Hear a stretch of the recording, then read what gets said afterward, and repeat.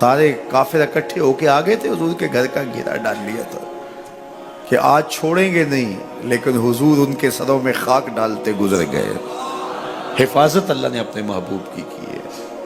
بلکہ حضرت علی المرتضیٰ کو بستر پہ لٹایا، علی میرے بستر پہ سو جاؤ، امانتیں دے کے تم بھی صبح آ جانا۔ حضرت علی بھی سو گئے، حضور کی حفاظت تو ہے ہی ہے، حضرت علی بھی سو گئے۔ جب صبح اٹھے تو انہوں نے دیکھا یہ تو علی المرتضیٰ ہے۔ اللہ اکبر، بڑے پریشان ہوئے کہ حضور کدھر گئے۔ اچھا، کسی نے حضرت علی سے پوچھا کہ تمہیں کیسے نیند آ گئی؟ ننگی تلواریں لیے وہ گھر کے ارد گرد تھے اور آپ چادر اوڑے سوئے تھے حضور کے مغالطے میں، وہ آپ کو بھی تو نقصان پہنچا سکتے تھے۔ تو حضرت علی نے کہا حضور نے کہا تھا علی میرے بستر پہ سو جاؤ، صبح اٹھنا، امانتیں دینا اور مدینے آ جانا۔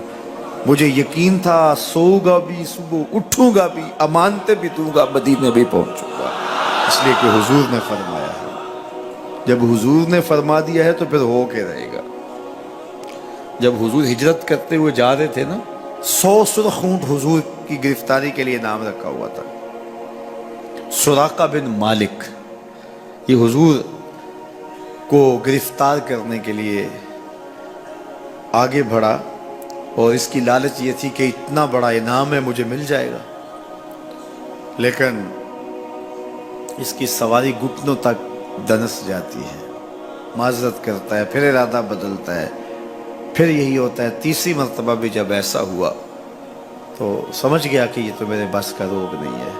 اب اسے پریشانی ہوئی کہ جو آج اس حالت کے اندر بھی اللہ کی اتنی تائید کے سائے تلے ہیں، تو کل جب یہ دوبارہ پلٹیں گے اور مکہ ان کے قبضے میں ہوگا تو پھر میرے ساتھ نہ جانے کیا سلوک ہوگا۔ تو کہا کہ حضور مجھے امان لکھ دیجئے۔ تو حضور نے کیا فرمایا؟ سراقہ تو مجھے گرفتار کرنا چاہ رہا ہے، میں تیرے ہاتھ میں کسریٰ کے کنگن دیکھ رہا، میں تیرے ہاتھ میں کسریٰ کے، اس وقت کی سپر طاقت تھی کسریٰ، تو فرمایا میں تیرے ہاتھوں میں کسریٰ کے کنگن دیکھ رہا ہوں۔ تو حضور سے انہوں نے باقاعدہ امان لکھوا لی۔ اللہ اکبر۔ حضرت عمر کا زمانہ ہے، ایک جنگ میں حضرت سراقہ بن مالک بھی تھے، تو کافر قلعہ بند ہو گئے، اور یہ جب ان کے اوپر حملہ آور ہوتے ہیں تو وہ اندر سے پتھر پھینکتے ہیں، فصیل عبور نہیں کی جاتی۔ تو سراقہ بن مالک کہنے لگے کہ مجھے آپ منجنیق میں ڈال کر کے ان کے قلعے کے اندر پھینک دو اور میں اندر سے جا کے دروازہ کھول دوں گا، تو پھر تم آ جانا۔ تو لوگوں نے کہا سراقہ کیا بول رہے ہو؟ وہ بڑی غلیل کی طرح منجنیق ہوتی ہے، کہا اس میں ڈال کے تجھے پھینکیں گے، جب تو گرے گا تیری ہڈیاں باقی نہیں بچیں گی، پھر وہ تلواریں لیے کھڑے ہیں تجھے زندہ چھوڑیں گے۔ تو حضرت سراقہ نے کہا مجھے کچھ نہیں ہوگا، اس لیے کہ حضور نے کہا تھا تیرے ہاتھوں میں کسریٰ کے کنگن دیکھ رہا ہوں، ابھی تک کنگن نہیں آئے، جب تک کنگن نہیں آتے موت آ ہی نہیں سکتی ہے۔ یہ یقین تھا ان کا، یہ اذعان تھا ان کا۔ تو حضور کی حفاظت اللہ نے اپنے ذمہ کرم پہ لی ہے۔ سوال یہ ہے کہ باقی بھی اللہ کے سچے نبی ہیں، ان کی حفاظت اللہ نے اپنے ذمہ کرم پہ کیوں نہیں لی، اور حضور کی حفاظت اپنے ذمہ کرم پہ کیوں لی؟ باقی بھی کتابیں اللہ کی سچی منزل من اللہ کتابیں ہیں، ان میں تحریف راہ پا گئی، لیکن قرآن مجید کی حفاظت اللہ نے اپنے ذمہ کرم پہ لی۔ کیوں؟ تو اس کا جواب یہ ہے کہ اگر کوئی نبی شہید ہو جاتا ہے تو نیا نبی آنے والا ہے، اس کی جگہ کو پر کر دے گا۔ اگر کسی کتاب میں تحریف راہ پا جاتی ہے تو کوئی بات نہیں، نئی کتاب نازل ہونے والی ہے۔ حضور کی حفاظت اس لیے کی کہ اگر حضور بھی شہید کر دیے جاتے ہیں تو پھر حضور کے بعد تو کوئی نبی آنے والا نہیں ہے، اور کتاب اللہ کے اندر اگر تحریف کر دی جاتی ہے فَبِأَيِّ حَدِيثٍ بَعْدَهُ يُؤْمِنُونَ، تو قرآن کے بعد تو کوئی اور نسخہ نور نازل ہی نہیں ہونے والا، تو لوگ ہدایت، روشنی اور اجالا کہاں سے لیں گے؟ اس لیے اس کتاب کو بھی باقی رکھا گیا اور مصطفیٰ کی بھی حفاظت فرمائی گئی۔ حضور کے آنے کے بعد اتمام دین ہو گیا. انا خاتم النبیین لا نبی بعدی، میں آخری نبی ہوں، میرے بعد کوئی نبی نہیں ہوگا. اور میں نے عرض کیا 100 آیات قرآنیہ، 210 احادیث اور صحابہ، تابعین، ائمہ اور بزرگوں کے ہزارہ اقوال اس میں موجود ہیں. سبحان الذی اسری بعبدہ، جس نے اپنے بندے کو سیر کرائی، من المسجد الحرام الی المسجد الاقصی، اللہ اکبر، مسجد حرام سے مسجد اقصی تک. مسجد حرام سے اس سفر کا آغاز ہوا ہے. ام ہانی کے گھر میں حضور استراحت کر رہے تھے، دروازہ اندر سے بند کیا ہوا تھا اور جبریل امین کو حکم ہوتا ہے میرے محبوب کو سر عرش لے کے آؤ. تو جبریل حاضر خدمت ہوئے تو دروازہ بند پایا، عرض گزار ہوئے مالک کیا کروں؟ کہا کہ تو نے دروازے کو دستک نہیں دینی کہ میرا محبوب تیرے لیے اٹھ کے دروازہ کھولے. اللہ اکبر. تو مالک کیا کروں؟ کہا چھت سے سوراخ کرو.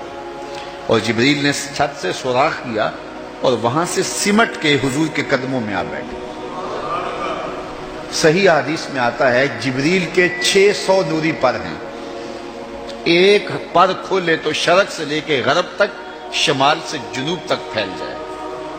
اور اتنے بڑے بڑے 600 پر، تو 600 پر جس جسم پہ ہوں گے وہ جسم کتنا بڑا ہوگا. معراج کی شب چھوٹے سے سوراخ سے آیا، دنیا کو بتایا کہ محبوبوں کے در پہ آئیں تو بڑے ہو کے نہیں، چھوٹے ہو کے آیا کرتے. تیرے ہندیاں سندیاں محبوبہ، اگر آپ کی توجہ ہو تو، تیرے ہندیاں سندیاں محبوبہ، میں کافر ہوا جے میں ہوا. اپنے وجود کی جب تک نفی نہیں نہ کی جاتی کچھ ملتا ہی نہیں ہے. جبریل سمٹ کے حضور کے قدموں میں آ بیٹھا. محبوب اب بھی سوئے ہوئے. اللہ اکبر. تبارک اللہ، شان تیری تجھی کو زیبا ہے بے نیازی. کہیں پہ جوش لن ترانی، کہیں تقاضے وصال کے.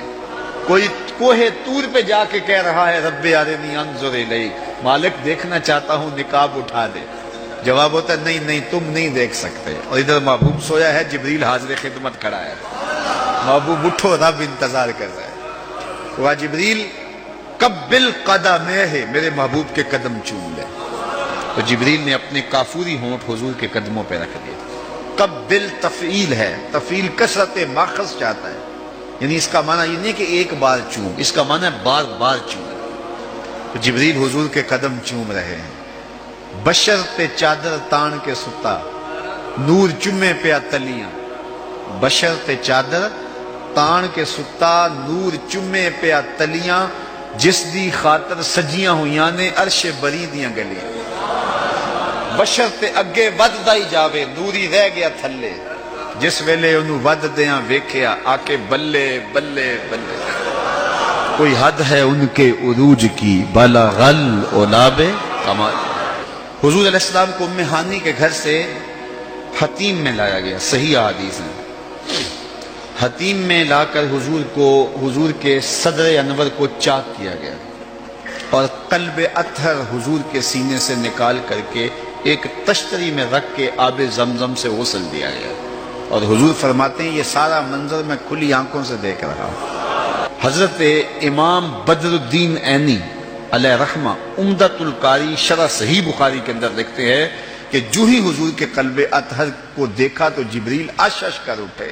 انہوں نے لفظ کیا کہے، قلب وقیع فیہ عینان تبصران و اذنان تسمعان. واہ واہ، کیسا دل ہے جس میں 2 آنکھیں ہیں جو دیکھتی ہیں، 2 کان ہیں جو سنتے ہیں. حضور کا دل عام لوگوں کے دلوں کی طرح نہیں ہے. اعلیٰ حضرت نے جو قصیدہ سلامیہ لکھا ہے، جو عموماً مساجد میں نماز جمعہ کے بعد پڑھا جاتا ہے، تو اس میں آپ نے ایک تو حضور کے معجزات کا ذکر کیا ہے اور دوسرا اس قصیدہ سلامیہ میں حضور کے ایک ایک عضو بدن پہ سلام پڑھا ہے. کبھی انگلیوں پہ سلام، نور کے چشمے لہرائیں دریا بہیں، انگلیوں کی کرامت پہ لاکھوں سے. کبھی ہاتھوں پہ سلام، ہاتھ جس سمت اٹھے غنی کر دیا، موج بحر سماحت پہ لاکھوں سلام. کبھی بازوؤں پہ سلام، جن کو بارے 2 عالم کی پرواہ نہیں، ایسے بازو کی قوت پہ لاکھوں سلام. کبھی ہونٹوں کو سلام، پتلی پتلی گلے قدس کی پتیاں، ان لبوں کی نزاکت پہ لاکھوں سلام، کبھی حضور کے سر انور کو سلام، جس کے آگے سرے سروراں خم رہے، اس سرے تاج عزت پہ لاکھوں سلام۔ ایک ایک عضو بدن پہ سلام پڑا ہے، تو ایک ایک عضو پہ سلام پڑھتے پڑھتے جب اعلی حضرت حضور کے دل پہ آئے تو اعلی حضرت کا قلم رک گیا۔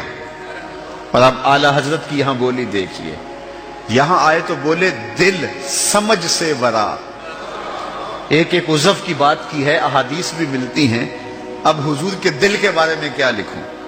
اعلی حضرت بولے دل سمجھ سے ورا، مگر یوں کہوں غنچائے راز وحدت پہ لاکھوں سلام۔ یہ اللہ کے رازوں کا امین ہے حضور کا قلب اطہر۔